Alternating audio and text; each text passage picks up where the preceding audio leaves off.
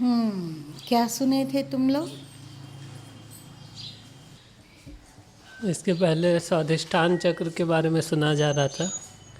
पहले स्वादिष्ठान चक्र के तुम लोगों के शरीर में कहाँ है? नाभि के 2 अंगुल नीचे। ठीक। उसकी कितनी पंखुड़ियाँ हैं? 6। वहाँ पर क्या क्या नेगेटिविटी है?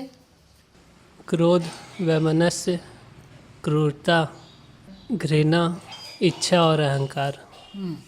और क्या बोले थे? वहाँ संग्रह का स्थान है, अचेतन मन उसको बोलते हैं। जितना भी आज तक कर्म किया गया है, विचार आया है, सब कुछ है, चाहे नेगेटिव हो चाहे पॉजिटिव हो। और बोले थे कि जैसे रावण का कहानी हम लोग सुनते हैं, राम जी सिर काट दिए तो बार बार आता था, वैसे ही ध्यान के समय ऐसा लग सकता है कि अब मन में गलत संस्कार नहीं है, लेकिन बीज रूप से स्वादिष्ठान चक्र में सब कुछ संग्रहित है, उसको भी नष्ट करना। बहुत अच्छा। और कुछ?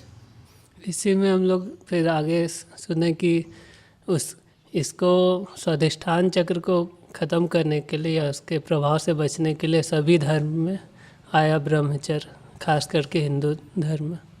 परंतु हम लोग पाश्चात्य सभ्यता की ओर अधिक ढुलकते हैं। जैसा फैशन आता है उसको पकड़ते हैं, वैसा ही जीवन जीना चाहते हैं। इससे मन में लगाम और संयम नहीं हो रहा है। इसमें कौन सा तत्व प्रमुख है? जल तत्व। तुम लोगों का शरीर में सबसे ज़्यादा कौन सा तत्व है? जल तत्व। इसका मतलब ये चक्र पावरफुल है। जैसे शरीर में जल तत्व के अतिरिक्त भी अन्य अन्य तत्व हैं, पर सीमित मात्रा में।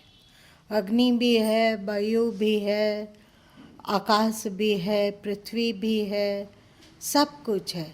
पर क्योंकि 70% जल है, उसी तरह समझ लो तुम्हारा। वैसे तो चक्र कोई 6 कहता है, कोई 7 कहता है और कोई 8 कहता है। 6 चक्र बताओ कौन कौन से हैं, जरा ऊपर आवाज से। मूलाधार चक्र, स्वादिष्ठान चक्र, मणिपूरक चक्र, अनाहत चक्र, विशुद्ध चक्र, आज्ञा चक्र। बस 7, ये 6 हुआ। अब 7 बताओ। इसमें सहस्त्रार जुट गया। अगर कहीं अष्ट कमल दल चरखा गाजे बीजक में है कहीं, वहाँ 8 चक्र बताया गया। 8वां चक्र क्या है? ब्रह्मरंध्र, सहस्त्रार के भी पीछे जहाँ हिंदू लोग शिखा रखते हैं। इसको लोग कहते हैं बिंदु चक्र। ठीक है, हो गया पूरा। ये आगे बढ़े।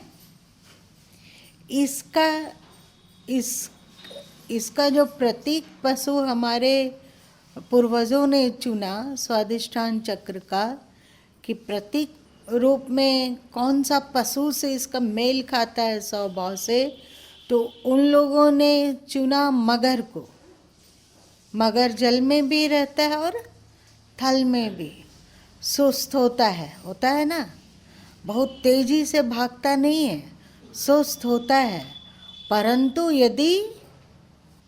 यदि जागृत हो जाए तो बहुत खतरनाक है ना। जागृत हो जाए तो बहुत खतरनाक है। आदमी तक को और बड़ा बड़ा जानवर को भी निगल सकता है, खा सकता है। ठीक है, वैसे ही ये स्वादिष्ठान चक्र है।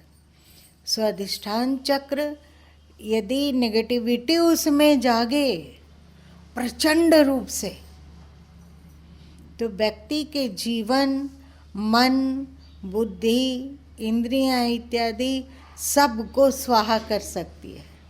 मतलब जो हम लोगों में अध्यात्म है, अथवा आचरण और चरित्र है, अथवा जो समझ है, अभी है ना हम लोगों में समझ कि नहीं भाई, हमें पाश्चात्य सभ्यता ने ये परोसा, अथवा वे परोस रहा है, परंतु हमारा धर्म ये कहता है। हम तो भाई अपने धर्म के अनुरूप ही चलेंगे। भारत में कितने प्रतिशत लोग होंगे जो विवाहेतर संबंध की ओर जाने की कल्पना भी नहीं करते? कितने? लगभग ज़्यादा या कम तुलनात्मक दृष्टि से? ज़्यादा। और वो जो पाश्चात्य सभ्यता है वहाँ भी कम मात्रा में ही सही, परंतु वे लोग भी इस पर विश्वास करते हैं कि विवाहेतर संबंध अनुचित है। वहाँ भी है ना कुछ लोग, और वहाँ ऐसे भी लोग हैं, भारत में भी है, यहाँ कम संख्या में है, विदेशों में ज़्यादा संख्या में है कि वे लोग विवाहेतर संबंध को कुछ भी अनुचित नहीं समझते हैं। मतलब उनके भीतर जो स्वाधिष्ठान चक्र की नेगेटिविटी वाला हिस्सा है, मतलब मगर वाला हिस्सा, उसकी बुद्धि को, उसके विवेक को, सबको धराशायी कर दिया है। एक और बात, मगर मुंह से तो खाता ही है, यदि पूंछ से भी मार दे तो वो भी सहना आसान नहीं है। सुना है? तो वहाँ पर वे लोग हैं, उन लोग पाश्चात्य जगत हो और साथ साथ में अरबियन कंट्री, ये वहाँ पे स्वाधिष्ठान चक्र का नेगेटिविटी बहुत ही उग्रतापूर्वक है। तुम लोग सुनोगे कि अरब इत्यादि इत्यादि कंट्रियों में ऐसे ऐसे लोग भी हैं जो बहुत धनी हैं। उनके पूर्वज लोग कभी खलीफा रहे हो, कभी और कुछ है, तो इतना अधिक धनी है वे लोग कि वो लोग विवाह में तो 30-35 है ही उसके हरम के अंदर, साथ साथ में उनकी अनेक अनेक अनेक दासियां भी, क्योंकि उन लोग का धर्म कहता है कि जो दासी है, जिसको कि जीता गया है, अथवा हम उसका एक, उन लोगों के कुरान में है कि आप यदि इतना पैसा उसको भुगतान कर पाते हैं तो वो आपकी रखैल रह सकती है, आप उसके साथ जीवन भर रह सकते हैं, आपके संपत्ति में अथवा आपके जीवन पर उसका कोई अधिकार नहीं होगा। आप उसके निमित्त उसको धन दे रहे हैं और वे आपकी रखैल जैसी है। इसको क्योंकि उन लोगों का धर्म मानता है, तो बहुत बहुत सी औरतें हैं। और जहाँ भी इस्लाम गया तो तुम लोग सुनते होगे कि जहाँ वे लोग जीत लेते हैं, पुरुष लोग को तो मार देते हैं, युवा पुरुष लोग को, या तो वे धर्मांतरण करके इस्लाम में आए अथवा मरने के लिए तैयार हो जाए, पर लड़कियों को और स्त्रियों को नहीं मारते हैं। तो क्या वे लोग, जैसे हिंदू धर्म में माना गया कि स्त्री अवध्य है, वो उन लोग भी मानते हैं क्या? वे स्त्रियों और बच्चियों से, बच्चियों को आपस में बांट लेते हैं। हाँ, आपस में बांट लेते हैं कि हम 4 बच्ची ले लिए, 4 स्त्री ले लिए, तुम 4 ले लो, वो भी युद्ध में ज़्यादा अच्छा किया, वो 2 ले ले, एकदम सामान की तरह, वस्तु की तरह, और अपना उसका मनमाना उपभोग करते हैं, और जब मन मर गया तो दूसरे के यहाँ भी बेच सकते हैं। आज भी ये इस्लामिक कल्चर में देखा जाता है ना, तो उन लोग का स्वाधिष्ठान चक्र बिल्कुल रुग्ण है। इस तरह का रुग्ण शायद पाश्चात्य जगत में भी नहीं है, लेकिन दोनों का ही स्वादिष्ठान चक्र के भीतर का जो पशु है बिल्कुल जागृत है, मतलब वहाँ का मगर। ये केवल प्रतीक है कहने के लिए कि यदि इसका स्वादिष्ठान चक्र की नेगेटिविटी आपके जीवन को प्रभावित करती हो तो ये स्थिति हो सकती है। तो उनको सबसे अच्छा लगा मगर का उदाहरण देकर, जब तक सुस्त पड़ी है तब तक ठीक है, यदि जाग गई तो तबाही मचा देती है ना। अब इसके ऊपर जो चक्र है उसका क्या नाम है? हाँ, स्वादिष्ठान चक्र का कलर क्या है? रंग नारंगी। अब आ जा तुम लोग उससे ऊपर का चक्र। ऊपर का चक्र कौन सा है? मणिपूरक चक्र। इसका कलर क्या है? बोले हैं तुम लोग भी बताया है कि ये कलर है, पीला है। इसका कलर पीला है। पीला कलर कैसा माना जाता है? सात्विक, तामस, राजस। सात्विक, सात्विक कलर। मूलाधार चक्र का कड़ा रेड चक्र था, है ना, लाल, गहरा लाल रंग, थोड़ा थोड़ा सा कत्था को लिए हुए, मतलब कालीमा को लिए हुए। दूसरा हम लोग आ गए नारंगी चक्र में, है ना, और ये है पीला चक्र। यहाँ इस चक्र की कितनी पंखुड़ियाँ मानी जाती है?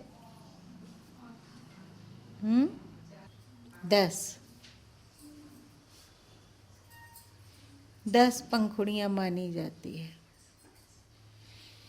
और इस चक्र की उपस्थिति तुम लोगों के शरीर में नाभि केंद्र में है, नाभि के पीछे रीढ़ की हड्डी में। इसलिए नाभि चक्र बहुत ही महत्वपूर्ण है। बच्चों का पोषण माँ के गर्भ में किस केंद्र से होती है? नाभि चक्र से होती है। मतलब जन्म लेने की प्रक्रिया में नाभि चक्र का बहुत अधिक महत्व है। परंतु मोक्ष के लिए, मतलब सृष्टि के बाहर जाने के लिए हमें इसको जागृत करना है, हमें इसके गुणों को अपनाना है और इसकी जो पॉजिटिविटी को प्रकट करना है, नेगेटिविटी पर विजय प्राप्त करना है और इससे आगे बढ़ना है। एक बार गुरु माँ बताए थे कि नाभि चक्र का की क्या विशेषता है। जैसे मूलाधार चक्र को में क्या विशेषता बताई गई थी? वासना और भय। भय और वासना। स्वादिष्ठान चक्र का क्या बताया गया था? संग्रह। संग्रह, जिसको कि शास्त्रीय भाषा में परिग्रह कहते हैं, ठीक है। और मणिपूरक चक्र की क्या विशेषता बताई गई थी? आहार, है ना। हम लोग आहार कैसे लेते हैं? हम लोग कान से आहार नहीं लेते हैं, कुछ कान से आहार ले रहे हैं, आँख से ले रहे हैं। कान से आहार लेते हैं, आँखों से भी आहार लेते हैं। आहार मतलब क्या? अभी तुम लोग ये सत्संग का आहार किससे ले रहे हो?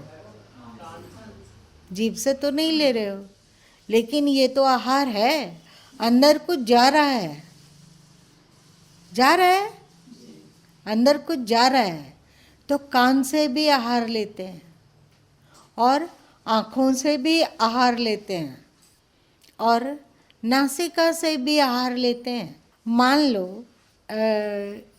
कि दुनिया में गंध तो हो, सुगंध या दुर्गंध, गंध तो हो, पर आपकी नासिका ना हो, अथवा नासिका में जो विशिष्ट रोम कूप है जिसके द्वारा गंध का एहसास होता है वो मिट चुका हो, मर गया हो।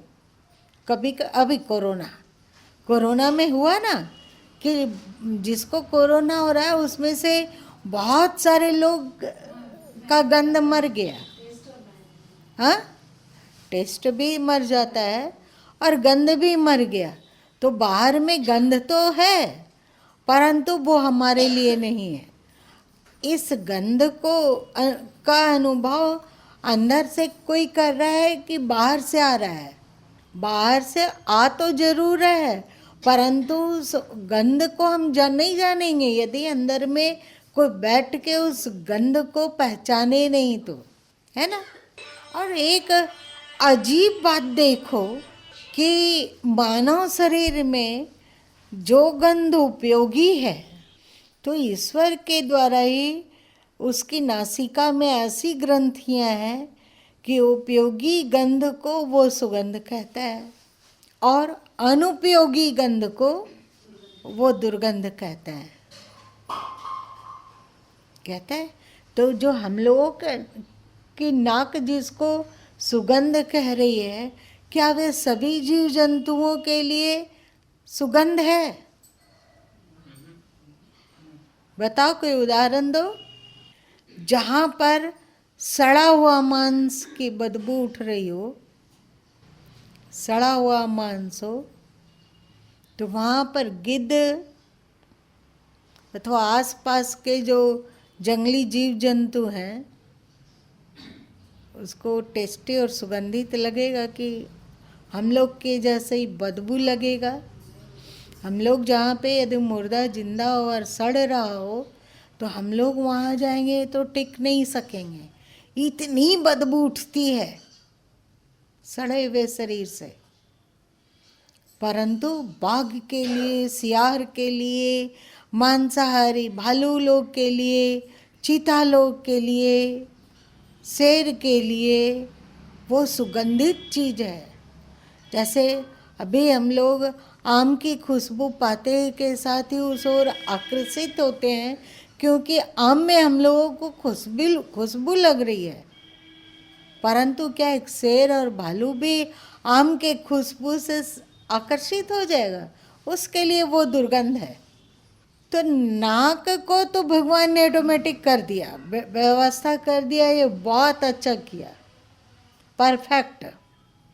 एक नाक पर हमें विजय प्राप्त करने के लिए कि ये आहार लें कि वो आहार लें, इसमें संदेह नहीं रहा। संदेह किसी को भी कौन सा गंध लेना है और कौन सा गंध नहीं लेना है। परंतु बाकी का जो आहार लेने वाले इंद्रियां हैं उसको हम लोग पर छोड़ दिया। कान से ऐसा नहीं है कि बुरी बात सुनने में कान तिलमिला जाता हो और अनाकर्षित हो जाता हो, ऐसा नहीं है। है क्या? ये सुनने योग्य है, इसको कान नहीं पहचान पाता है। ये नहीं सुनने योग्य है, इसको भी कान नहीं पहचान पाता है। तो अब आपकी इच्छा पर निर्भर है कि आप क्या सुनते हैं और क्या नहीं सुनते हैं, कान से क्या आहार लेते हैं और किस आहार को त्याग कर देते हैं। ये आपके विवेक पर निर्भर है ना, हम लोग के विवेक पर निर्भर है। अब तुम जानो कि तुम्हें कान से कैसा आहार लेना है। अभी तुम लोग सुने ना कि मणिपूरक चक्र में 10 पंखुड़ियाँ हैं? तो तुम लोगों की इंद्रियां कितनी हैं? 10। इन सब से आहार ग्रहण किया जाता है। 10 इंद्रियां। 5 नाक की व्यवस्था तो ऐसी हुई, पर अन्य इंद्रियों से इंद्रियों में कोई व्यवस्था नहीं है। वो सबके सब आप पर निर्भर करता है। आप इन 10 इंद्रियों का उपयोग किस कार्य हेतु करते हैं, ये आप जानिए। सब 10 इंद्रियों के बारे में जानते हैं ना, कि कौन कौन सी 10 इंद्रियां हैं, सब कोई जानते हैं, इसलिए इसकी चर्चा नहीं करते हैं। अब सोचोगे कि इस विवेक को लाएं कहाँ से। ये तो जान गए कि 10 इंद्रियां हैं जो मणिपूरक के 10 पंखुड़ियों के समान है, परंतु इसे क्या ग्रहण करना है और क्या नहीं ग्रहण करना है, इसको कैसे जाने। तो सुनो, मणिपूरक चक्र में जब मणिपूरक नेगेटिविटी की ओर ले जाता है तो उसका 2 प्रमुख अस्त्र है उसके पास। एक है संदेह और दूसरा है विचार। तुम बताओ कि जो सदगुरु कबीर साहब बीजक में कहते हैं, साहुन चोरन दिनो पाट सिंहासन साधुन से बहु ओटा। मान लो कि हम लोगों के बीच में कोई महासंसारी हो, संसारासक्त, महाभोगी, महाविलासी, तो उसकी विलासिता देखकर उससे बातचीत करके उसके नज़दीक और उसके आचरण को देखकर आपको कभी संदेह होता है कि ये संसारी आदमी है कि नहीं? बताओ कोई। घोर संसारी, संदेह होने का कोई जगह नहीं। परंतु अब आ जाओ, प्रियंका बहन है, इसको देखकर संदेह होता है कि ऐसा तो नहीं कि इतनी शांत रहती है, कभी किसी से कटु नहीं बोलती है, तो ऐसा तो नहीं कि अभी ऐसा देखने में लग रही है, पर इसको भी गुस्सा आता हो, इसमें भी नेगेटिविटी हो, ये भी चिड़चिड़ करती है हो। ऐसा संदेह हो सकता है कि नहीं हो सकता है? हो सकता है। ये क्या हो गया? अच्छा देखो, बुरा से बुरा व्यक्ति हो तो ये बुरा है, ये तुम विश्वासपूर्वक कह देते हो, वहाँ पर संदेह नहीं करते हो। करते हो? नहीं करते हो। पर यदि गुरु माँ के विपरीत आपको कोई कुछ कह देता हो, भले ही उनके आचरण से नहीं प्रकट हो रहा है, परंतु यदि मनगढ़ंत कहानी को कोई कह देता हो तो आपके भीतर संदेह पैदा हो सकता है कि नहीं पैदा हो सकता है? नहीं पैदा होगा, नहीं। ठीक से सोच लो। नहीं, वहाँ आपके प्रति तो नहीं होगा। और लोग सच सच, झूठ नहीं, झूठ नहीं चलेगा, सच बोलो अमित। परसों तो इसका इस संबंध में पूछा गया था और उसका सभी लोग अपने अपने तरीक़ा से उत्तर दिए, अपने मनस्य स्थिति के अनुसार, जिसकी जैसी मनस्थिति। तो अगर एक ऐसा मतलब एक बार में ही ज़रूरी नहीं है कि वो संदेह कर ले, लेकिन जो बोला गया था कि अगर बार बार उसको सुनेगा और बार बार स्वयं भी चर्चा, यदि धीरे से सबसे पहले वो उस चर्चा में सम्मिलित हो जाएगा, मतलब वो भी चर्चा करने लगा, काल्पनिक काल्पनिक काल्पनिक मनगढ़ंत बातों को लेकर कल्पना करने लगा, तो अपने भीतर भी तो संदेह पुष्ट हो ही रहा है, और जो उसमें सहभागी बन रहा है उसमें भी संदेह उत्पन्न हो रहा है। अच्छा, एक बात बताओ, तुम्हें कभी अपने मन पर संदेह होता है? संदेह नहीं होता है, संदेह होने का भ्रम होता है कि हम संदेह कर रहे हैं मन पे। वस्तुतः वो मन ही उस तरह से हमको उस मतलब उस तरह का वो विचार उत्पन्न किया है संदेह वाला, लेकिन वो मन ही करा रहा है। मतलब वो संदेह जो है वो भी मन ही है, मन का दूसरा रूप है, दूसरा पहलू है। पर एक्चुअल जो संदेह होना चाहिए वो संदेह नहीं है। वो जो जिससे संदेह करके हम उससे जीत जाएं, उससे अपने आप को अलग कर लें, वो संदेह नहीं है वो। अच्छा, मन पर तो संदेह नहीं हो रहा है, ठीक है, नहीं हो रहा है, नहीं, मन पर संदेह नहीं होता है। यदि होता तो मन में विकार रहता ही नहीं। ना हमेशा नहीं होता है, कभी कभी होता है। अच्छा, तुम दुर्लभ प्रजाति है ये, मतलब मनुष्य की ये दुर्लभ प्रजाति है जिसे कि अपने मन पर संदेह होता है। लेकिन विश्व में 99.9% लोगों को अपने मन पर संदेह नहीं होता है। अब बताओ, ईश्वर के प्रति क्या 99.9% सबको संदेह वैसे ही नहीं है जैसे कि अपने मन पर नहीं है? है तो नहीं, दिखता नहीं है। ऐसा तो नहीं कि शास्त्र बोल दिया, गीता चिल्ला रही है, उपनिषद चिल्ला रहे हैं, और लोग चिल्ला रहे हैं कि ईश्वर है, ईश्वर है, ईश्वर है। और यदि नहीं हुआ तो हो जाएगा ना माया मिली न राम। राम के लिए हम इतना टिकड़म भी रहे कि चलो भाई सत्संग सुनते हैं, अच्छी बात सुनते हैं, इंद्रियों को वश में करते हैं, इसे बुरे मार्ग में नहीं जाने देते हैं। भाई हमें ये नहीं खाना है, यही खाना है, मांसाहार नहीं लेना है, तामसी आहार नहीं लेना है। तो आहार का भी स्वाद चौपट हुआ, जीभ को मनमाना स्वाद भी नहीं मिला, और ईश्वर तो है ही नहीं। बेकार इस पचड़े में क्यों पड़ रहे हैं? क्यों हम कीर्तन में आए? क्यों भगवान के आगे सिर झुकाएं? क्यों उन पे श्रद्धा किए करें? यदि वो ना हुआ तो दुनिया में कम्युनिस्ट विचार के लोग हैं या नहीं है? तो क्या वे लोग ईश्वर को मानते हैं? नहीं मानते हैं। मतलब ईश्वर पर संदेह करने वाले बहुत आयत लोग हैं, केवल कम्युनिस्ट ही नहीं, बहुत सारे लोग मिल जाएंगे जो कि ईश्वर पर संदेह कर रहे हैं पर अपने मन पर संदेह नहीं कर रहे हैं।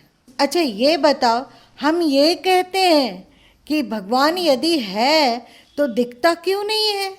हम क्या कभी ये संदेह करते हैं कि भगवान को देखने लायक हमारी आंखें ही ना हो?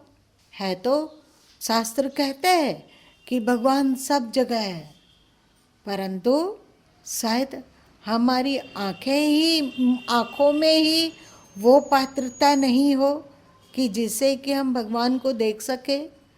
किसी को अपनी आँख पर संदेह हुआ? तुम लोगों में से किसी को? ये बात जाने दो, लेकिन कितने प्रतिशत लोगों को अपनी आँखों पर संदेह हुआ? अरे बाबा, ये बिल्कुल माइनस, मतलब 0.1% है। इस बात को सोचने वाले, ईश्वर पर संदेह आसान हो गया तो मणिपूरक चक्र जिसका मूर्छित है वो वहाँ से सही पर संदेह करने की प्रवृत्ति उमगती है, शुभ पर संदेह की प्रवृत्ति उमगती है,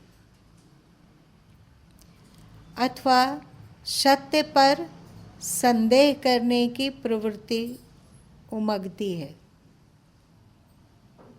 ठीक है? जब तक मणिपूरक मूर्छित है,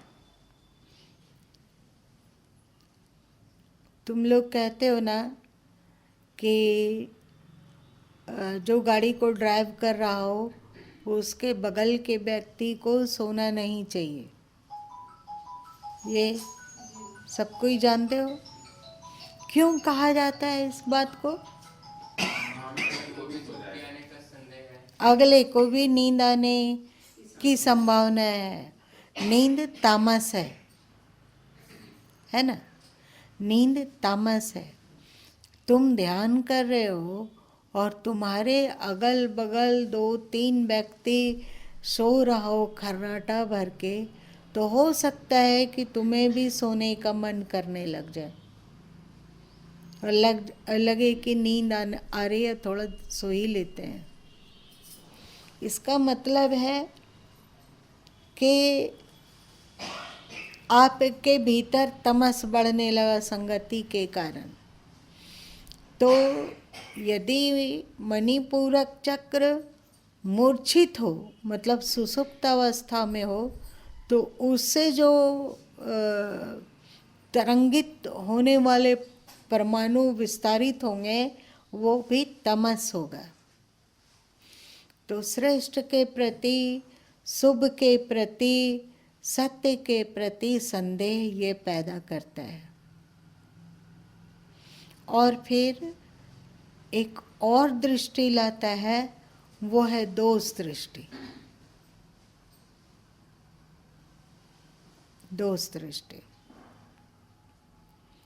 तुमको क्रोध आ गया, तुमको गुस्सा आया,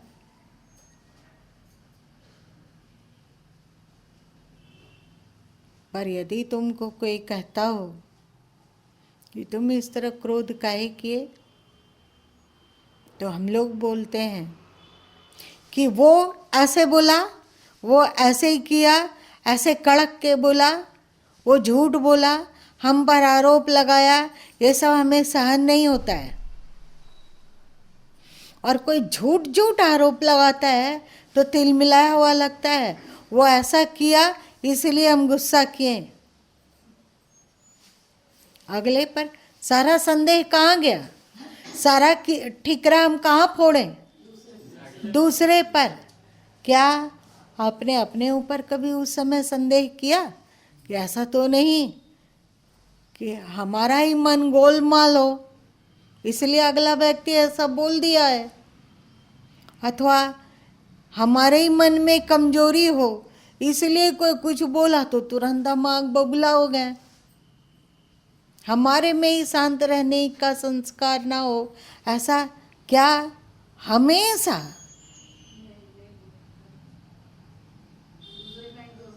दूसरे का दोष दिखता है? तो संदेह किस पर हो रहा है? दूसरे पर। अपने स्वभाव पर कब संदेह होता है? ये सब गोलमाल मणिपूरक चक्र का है। अच्छा, एक बात और, जब तुम लोग ध्यान में बैठते हो, अभी तुम लोग गुरु माँ को आने में देर हुआ तो लगभग आधा घंटा से बैठे हो गए चुपचाप, कि थोड़ा कम, 20 मिनट, 20 मिनट, आधा घंटा। अब बताओ तुम लोग ध्यान कितने पलों के लिए किए और विचारों में कितना समय बहे? ज़्यादा देर ध्यान किए या ज़्यादा देर विचारों में बहे?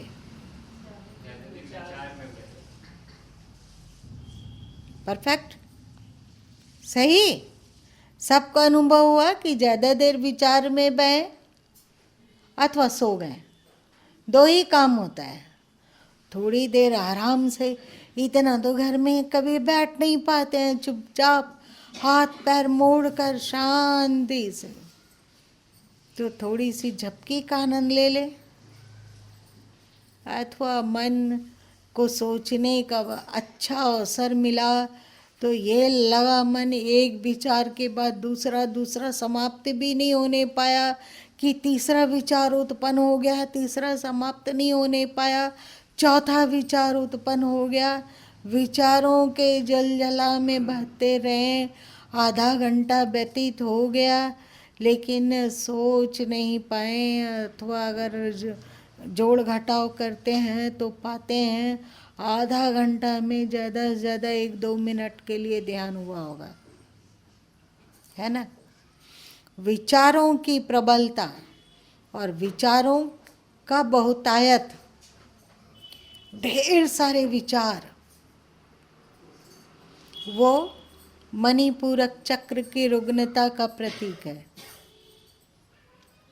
तुम्हारा मणिपूरक चक्र मूर्छित है, सोया हुआ है, अधोगामी है, इसलिए उसकी जो नेगेटिविटी है आपके भीतर तरह तरह के विचारों को लाता है, और जब भी आप शांत होना चाहते हैं तो विचारों का बवंडर उठने लग जाता है।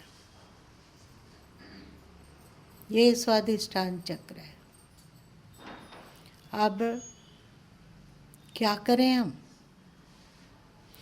यदि मणिपूरक चक्र को आप जगा पाते हैं तो शुभ और शत में आपका संदेह तिरोहित होने लगेगा और आपके भीतर श्रद्धा का विकास होगा। यदि आप मणिपूरक चक्र को जगा पाते हो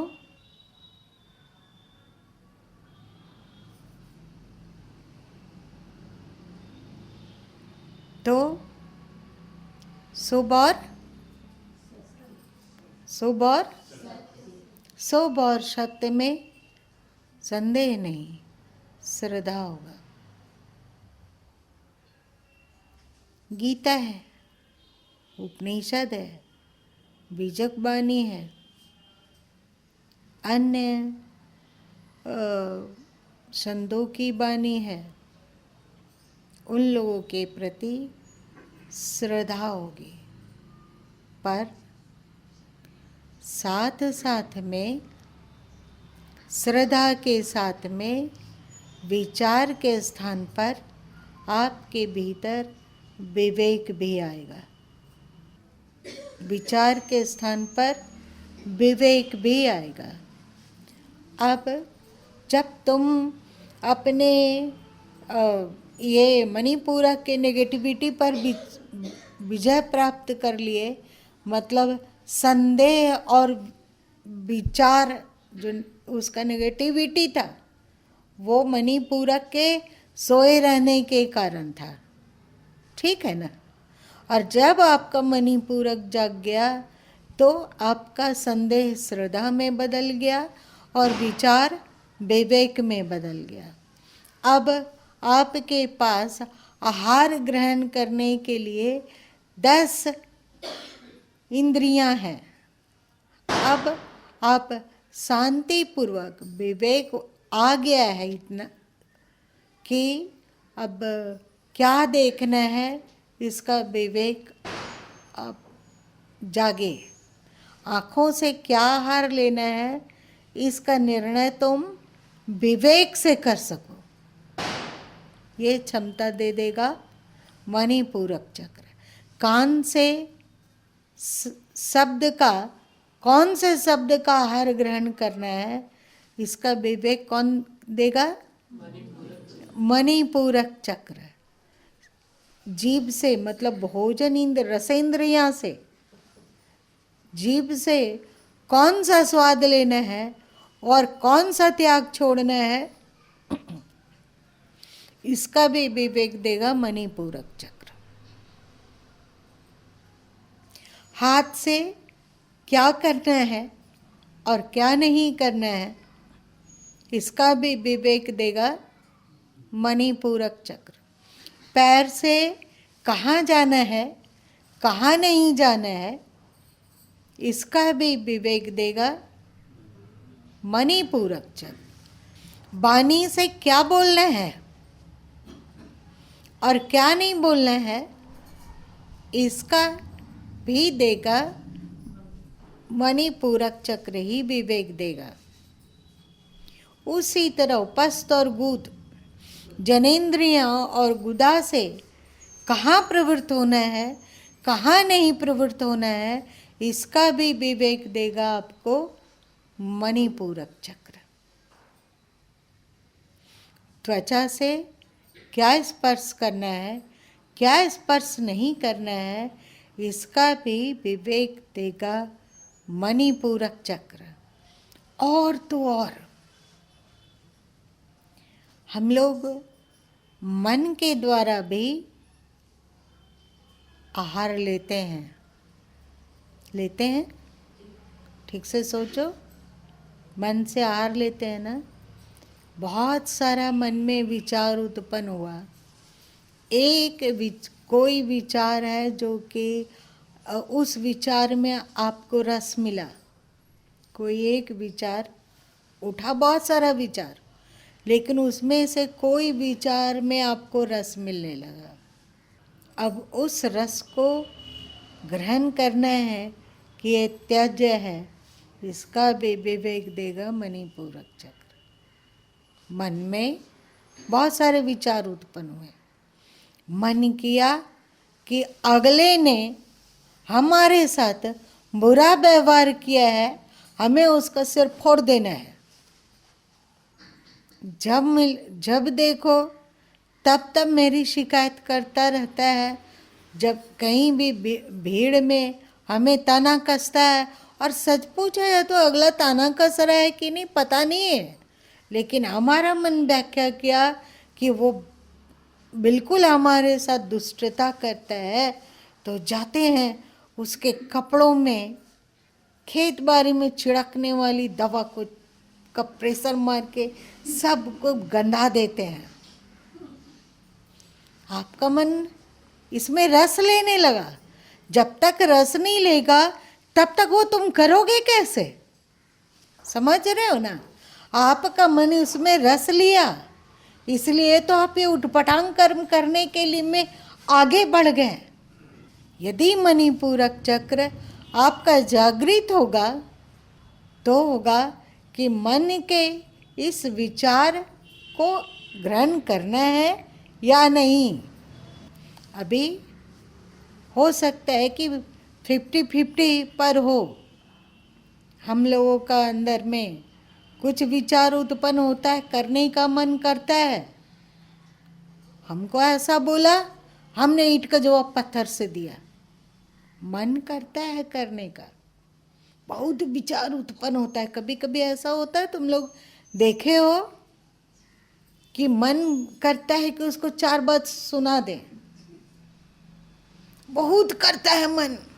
तुम लोग को अंदर में अनुभव है कि नहीं? अनुभव है ना? बहुत मन कर रहा है,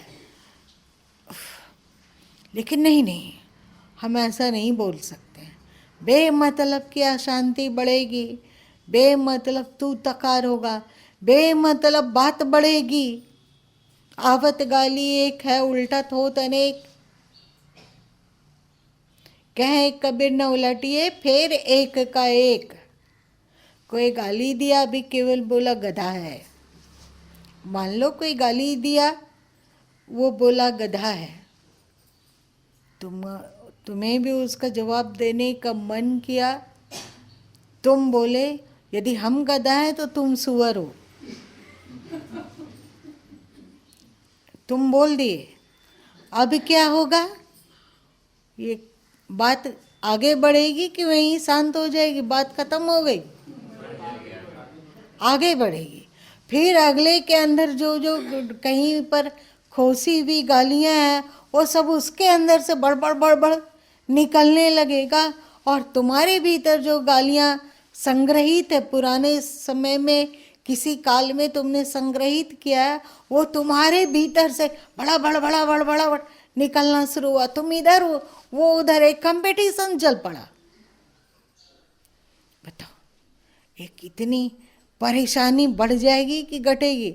अब जब तुम ध्यान में बैठोगे तो पहले तो होता कि केवल एक गाली ये सोचाता है कि हमको गधा बोल दिया, बात खत्म हो गई। अब क्या है कि अगले ने 100 गाली तुमको दिया, तुमने 100 गाली उसको दिया। अब तुम जब भी चैन से बैठोगे, जब कोई काम नहीं कर रहे हो, तो पहले एक गाली घूमती, अब 100 गालियां घूमने लग गई। और 100 गालियां घूमेगी तो तुम्हारे भीतर अशांति भी 100 गुनी बढ़ेगी। होगा ना? पहले तो एक गधा वाली बात रहती, तो उससे जो अशांति बढ़ती वो कंट्रोल के अंदर होता। परंतु अब बात बढ़ते बढ़ते 100 तक गाली पहुंच गई, तो 100 गुनी अशांति होगी कि नहीं होगी? तो ये विवेक तुम्हें देगा कौन?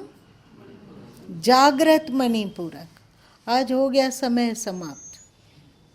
आज वाला ठीक ऐसे ही जितना तक हम लोग पहुँचे हैं वहाँ तक की बात ठीक ठीक याद करना, रखना, और कल हमें तुम लोग बता देना। फिर आगे की कहानी सुनेंगे मणिपूरक की। ठीक है?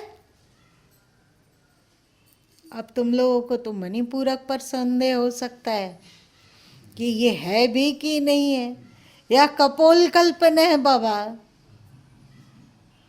ये भी मणिपूरक की नेगेटिविटी ही है। मतलब जीवन का पूरा घाल ठीक करना है तो ध्यान साधना में प्रवृत्त होना ही है, तभी होगा। तो तभी विवेक जगा पाएंगे। केवल शब्द कान से हम लोग सत्संग सुनते हैं, इसके द्वारा हमारे मणिपूरक में थोड़ा थोड़ा सुधार होता है, परंतु हमारे जीवन का रूपांतरण कर दे इतना नहीं होता है। उसके लिए तो मणिपूरक चक्र को ही ठीक करना होगा। ठीक है? आज इतना ही।